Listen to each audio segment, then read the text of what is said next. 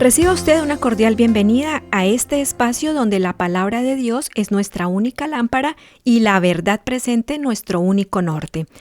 Hoy estudiaremos una doctrina que ha moldeado la fe y las prácticas de millones de personas durante más de 7 siglos. La doctrina de el purgatorio es el lugar intermedio donde, según se enseña, las almas de los justos son purificados con fuego antes de poder entrar en la presencia de Dios. Para muchos esta enseñanza es un consuelo, una esperanza de que aún después de la muerte hay oportunidad de alcanzar la pureza necesaria para la vida eterna. Pero hoy debemos hacernos la pregunta que todo buscador de la verdad debe formular con honestidad y valentía. ¿Está esto en la Biblia? ¿Es el purgatorio una revelación divina o es más bien una invención humana que se infiltró en la iglesia cuando ésta se alejó de la sencillez del Evangelio? La ignorancia en la palabra de Dios no es algo nuevo. Por eso ya el profeta Oseas en su tiempo nos advertía cuando declaró bajo inspiración: «Mi pueblo fue destruido porque le faltó conocimiento. Por cuanto desechaste el conocimiento, yo te echaré del sacerdocio». Cuando el pueblo de Dios abandona la verdad revelada y abraza enseñanzas que no proceden de su palabra, el camino a la destrucción espiritual queda despejado. No hay herejía más peligrosa que aquella que parece piadosa, ni tradición más engañosa que la que se viste de solemnidad y consuelo. Mateo 15:9 dice: «Pues en vano me honran enseñando como doctrinas mandamientos de hombres». Jesús enseñó que la tradición de los hombres nunca debe estar por encima del mandamiento de Dios y que seguir rituales o leyes humanas en lugar de la palabra revelada convierte el culto en algo vano. Examinemos juntos el origen de esta doctrina, confrontémosla con la Escritura y descubramos por qué este tema no es una disputa teológica menor, sino un asunto que toca el corazón mismo de la suficiencia de la cruz de Cristo.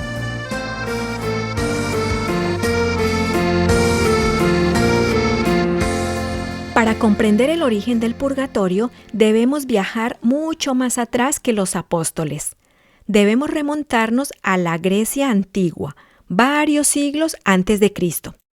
Fue el filósofo Platón en sus diálogos Fedón y Gorgias quien desarrolló la idea de un lugar intermedio donde las almas, después de la muerte, eran purificadas de sus imperfecciones antes de alcanzar el estado de bienaventuranza. Platón enseñaba que pocas almas estaban tan puras como para ir directamente a las islas de los bienaventurados. Decía que la mayoría necesitaba un proceso de purificación. Esta noción, completamente ajena al Antiguo Testamento, encontró terreno fértil en las religiones mistéricas grecorromanas, que practicaban ritos y ofrendas por los muertos para ayudarles en su tránsito al más allá. Ahora bien, cuando el cristianismo comenzó a expandirse por el Imperio Romano, millones de paganos se convirtieron, pero no siempre abandonaron por completo sus antiguas creencias. Muchas de esas ideas se infiltraron en la teología cristiana, especialmente en las religiones donde la influencia platónica era más fuerte. Los primeros siglos de la Iglesia guardan silencio sobre el purgatorio. Los padres de la Iglesia, como Agustín de Hipona, especularon sobre un fuego purgatorio en sentido figurado, pero no como un dogma definido. No fue sino hasta finales del siglo XII cuando el término purgatorium comenzó a usarse como sustantivo, designando un lugar específico. Esto ocurrió alrededor del año 1170, cuando teólogos escolásticos comenzaron a sistematizar la idea. La primera oficialización de esta doctrina vino en el Segundo Concilio de León en el año 1274. Allí, la Iglesia Católica declaró que las almas de los justos que murieron con alguna mancha de pecado eran purificadas después de la muerte con penas purgatorias. Sin embargo, este concilio no definió los detalles, simplemente afirmó la existencia de tal purificación. Más tarde, el Concilio de Florencia en 1439 reiteró la enseñanza y finalmente fue el Concilio de Trento en su 25ª sesión del año 1563 el que definió el dogma del purgatorio con todos sus detalles, lanzando anatema o maldición contra quienes negaran su existencia.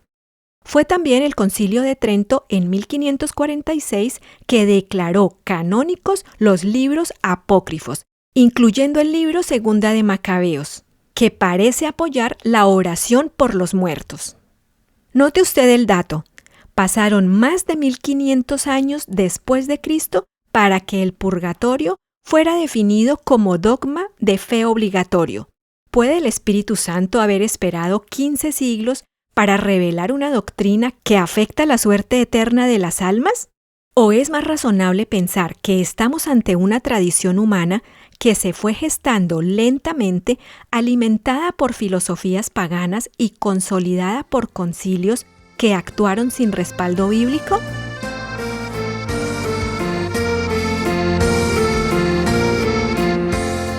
Confrontemos ahora esta tradición con el escrito está, porque allí y solo allí encontramos la verdad.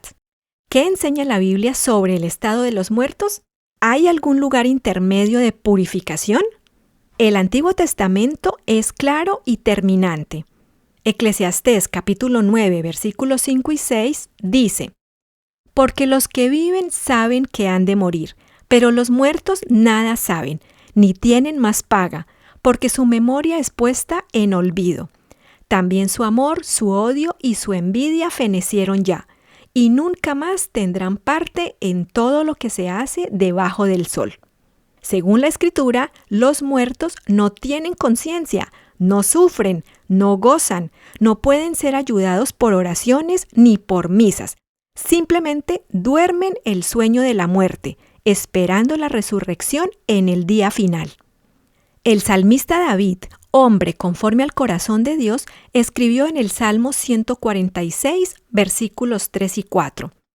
No confiéis en los príncipes, ni en hijo de hombre, porque no hay en él salvación, pues sale su aliento y vuelve a la tierra. En ese mismo día perecen sus pensamientos.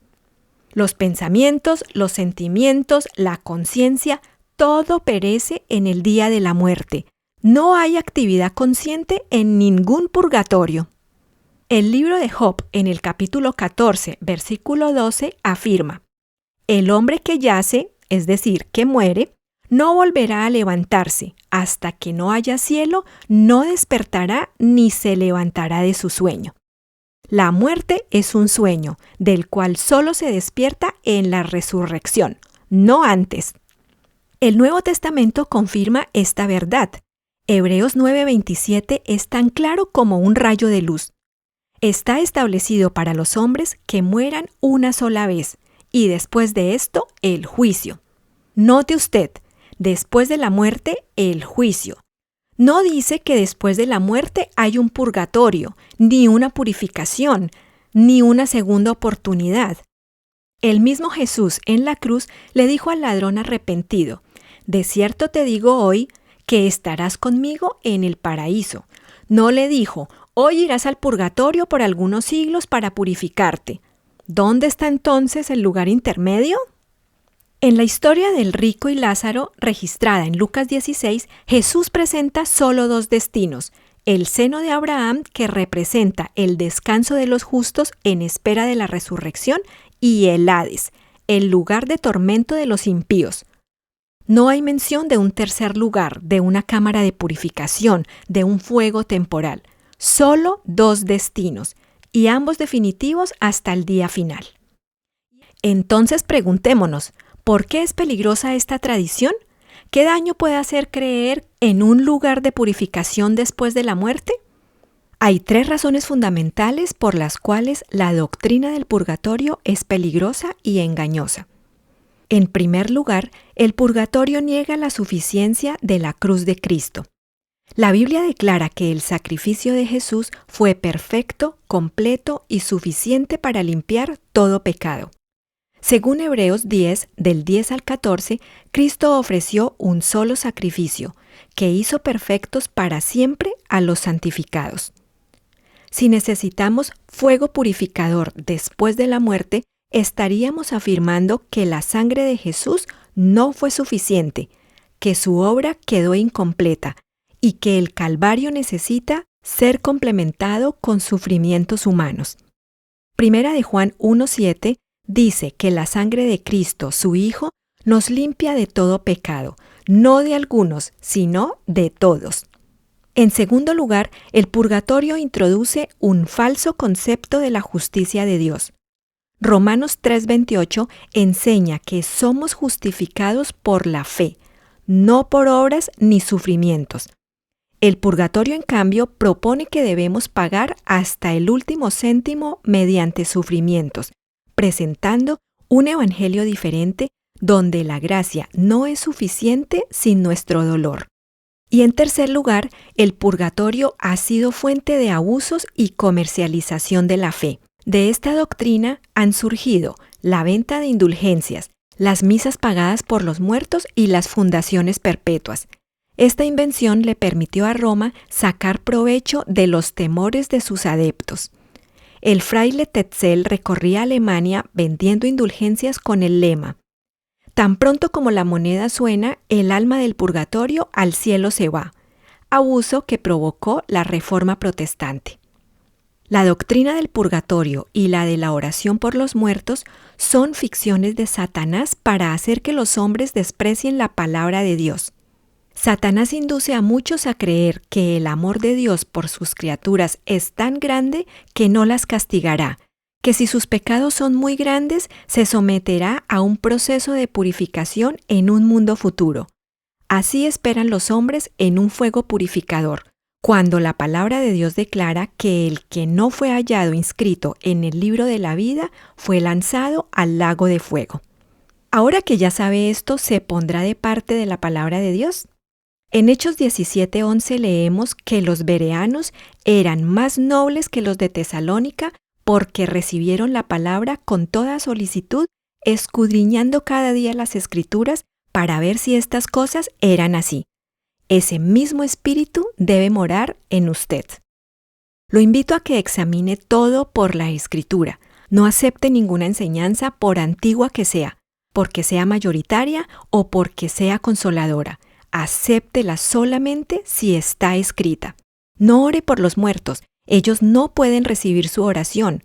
No pague misas para liberar almas, Cristo ya las liberó con su sangre. No confíe en indulgencias, la única indulgencia que vale es la gracia gratuita de Dios en Cristo Jesús. La venida del Señor está cerca, y solo la verdad de la palabra nos hace libres. Cristo murió una sola vez y con esa muerte nos limpió para siempre. Ningún fuego puede añadir nada a su obra perfecta. Hemos finalizado este episodio de Herejías, Invenciones y Tradiciones Humanas. Hasta el próximo encuentro.